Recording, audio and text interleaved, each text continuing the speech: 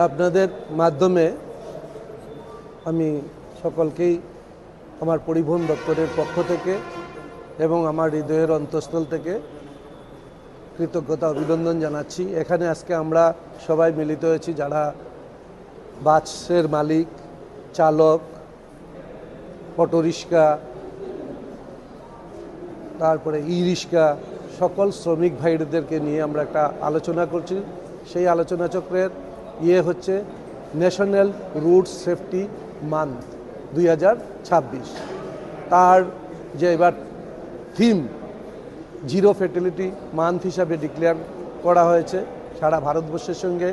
আমাদের রাজ্যেও আমরা সেটা বিভিন্ন মোটর স্ট্যান্ড, স্কুল, কলেজ, ব্লকে আমরা এরকম সেমিনার করছি, করে মানুষকে আরও সচেতনতা বাড়ানোর জন্য চেষ্টা করছি যাতে রাজ্যে দুর্ঘটনা মুক্ত থাকে। আমাদের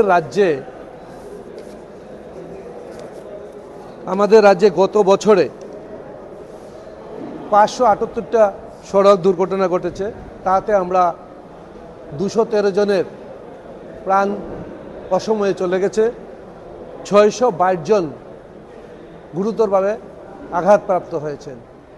এই যে অসময়ে প্রাণ চলে যাওয়া, তার জন্য আমরা শ্রমিক ভাইদেরকে আমরা সচেতনতা করেছি, গাড়ি কিভাবে চালাবেন, ওভারটেক না করা, মোবাইল ফোন চালিয়ে কথা না বলা, নেশাগ্র অবস্থায় যাতে গাড়ি না চালান, রাস্তার মধ্যে যখনই গাড়ি চালাবেন তখন যাতে ওনারা রাস্তার পাশে যে সিম্বলগুলি আছে এগুলি ফলো করে চালান, স্কুল, কলেজ, ইউনিভার্সিটি ওভারটেক না করেন, টার্নিংয়ের মধ্যে যাতে ওভারটেক না করেন, রাস্তাতে যখনই গাড়ি দাঁড়া করাবেন তখন যাতে ব্ল্যাক টপটা ছেড়ে যতটুকু পারা যায় শোল্ডার ব্যবহার করবেন।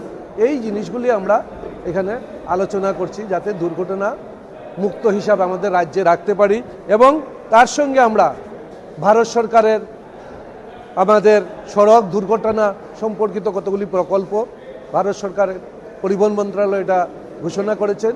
আমাদের রাজ্যেও রাহাবীর প্রকল্প, সেই রাহাবীর যদি কোনো আহত অবস্থায় দুর্ঘটনাগ্রস্ত কোনো ব্যক্তিকে হসপিটালে পৌঁছে দেন তাহলে 25,000 টাকা করে পুরস্কৃত করা হয় এবং প্রশংসাপত্র দেওয়া হয়।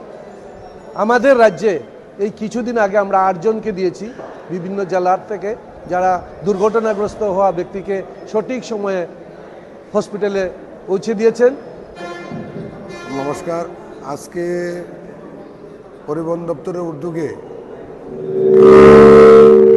এই সচেতনামূলক অনুষ্ঠান সড়ক সুরক্ষা যোজনা তাকে সামনে রেখে আমরা আজকে একত্রিত হয়েছি।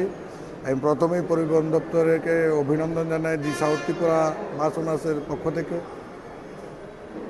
অ্যাক্সিডেন্ট আমরাও চাই না একটা প্রাণ হারাক, আমরা সেই কারণেই সেই উদ্দেশ্যেই আমরা এখানে আজকে অনুষ্ঠান করা।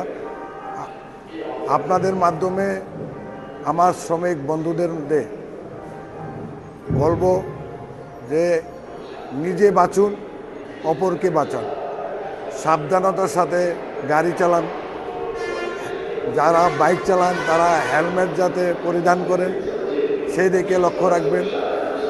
পাশাপাশি রোডে যখন গাড়িটা চালাবেন স্পিডটা কন্ট্রোল থাকতে হবে, পাশাপাশি ওভারটেক যাতে না করে সেই দিকে লক্ষ্য রাখবেন।